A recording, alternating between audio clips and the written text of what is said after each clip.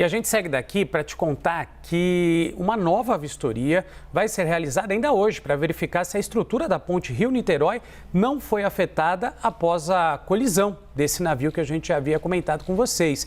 A Bruna Carvalho vai contar para a gente todos os detalhes desse caso. Bom dia, Bruna, seja bem-vinda, um bom trabalho. Tem muitas perguntas ainda sem respostas por aí, né? Oi, Renan, bom dia para você, bom dia para todo mundo que nos acompanha, com certeza. E ainda mais um acidente desse aí próximo da volta de feriado é um motivo de muita preocupação, porque a gente sabe que a ponte é o principal acesso para quem vai do Rio para Niterói, de Niterói aqui para o Rio. O outro acesso seria pelas barcas, mas muitas pessoas saíram, né? Estavam de folga e aí pegaram o carro, foram para a região dos lagos, tem que passar ali pela ponte. Quem foi para a própria Niterói mesmo tem a opção aí pela ponte. Quem foi para o Espírito Santo, então leva para vários caminhos, então muita gente preocupada com esse retorno. Ontem mesmo, 4 faixas foram liberadas, as faixas sentido Niterói. Agora, em relação ao sentido Rio de Janeiro, a gente tem 2 faixas que seguem interditadas. O prefeito Eduardo Paes, ele foi em suas redes sociais, avisou dessa nova vistoria que vai acontecer hoje de manhã, justamente para liberar essas 2 faixas que faltam. Ele disse que uma equipe técnica vistoriou 3 pilares da ponte, não detectou nenhum problema na estrutura, mas viu alguns pequenos danos. Por isso vai ser feita uma nova vistoria para avaliar se será possível liberar as 4 faixas sentido Rio de Janeiro. A ponte ela tem 13 quilômetros de extensão, então o percurso geralmente, né, com um trânsito tranquilo, sem nenhum tipo de acidente, dura 20 minutos. Só que já em voltas de feriado, muitas pessoas relatam que chegam a ficar 2 horas na ponte Rio-Niterói. Então, com essa faixa interditada, com esse volume de carros no feriado, se realmente isso não acontecer, essa vistoria não liberar isso a tempo, até esse horário de retorno das pessoas, vai ficar complicado. Então, o ideal é quem estiver nos assistindo se organizar justamente para fazer esse retorno, já que a gente está com metade, né, apenas 2 faixas liberadas no sentido aqui para o Rio de Janeiro. A ponte ela foi fechada por volta das 6h15 da noite de ontem, ela ficou 3 horas, né, mais de 3 horas fechada. A PRF só informou que 9h45 que o tráfego foi totalmente liberado, isso em direção a Niterói, e a pista do Rio de Janeiro, ela segue com uma interdição, né, desde ontem parcial em 2 faixas interditadas, e uma reabertura só vai ser autorizada após essa vistoria técnica, como a gente está passando, que deve acontecer hoje.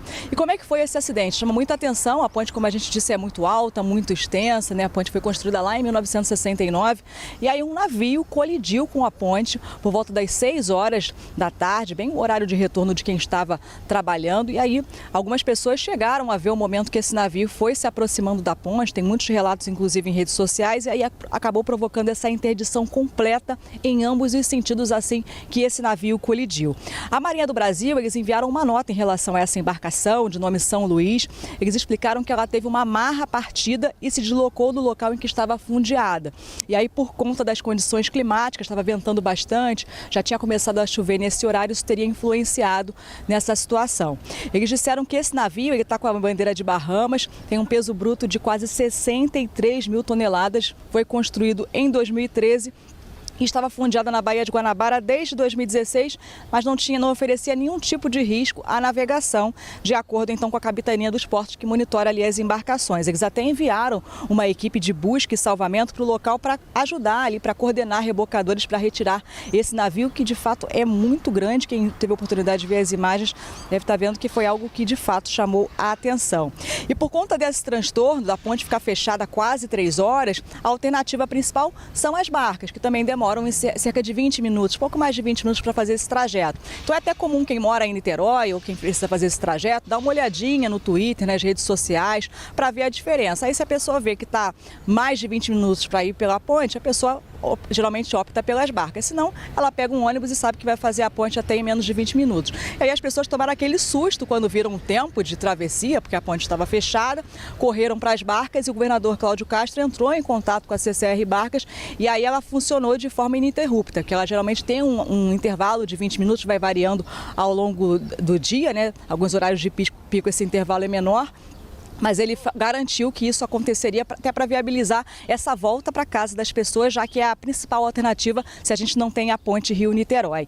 A gente conversou com um especialista em gerenciamento de risco, Geraldo Portela, e ele explicou que os pilares da ponte eles possuem um sistema de segurança para evitar comprometimento da estrutura em caso de colisão. Então, antes de bater, de fato, no pilar que dá a estrutura para a ponte, ele tem uma estrutura no entorno, né? São outros pequenos pilares que impedem que aconteça um dano maior antes de chegar no pilar que de fato segura essa estrutura da ponte. Então a gente segue na expectativa para essa vistoria e esperando que ela seja liberada o quanto antes, porque a gente tem essa volta aí de feriado mais tarde e o pessoal deve estar aproveitando, estamos com um dia bonito e aí o trânsito pode ficar mais complicado se isso não for liberado agora de manhã. Eu volto com vocês.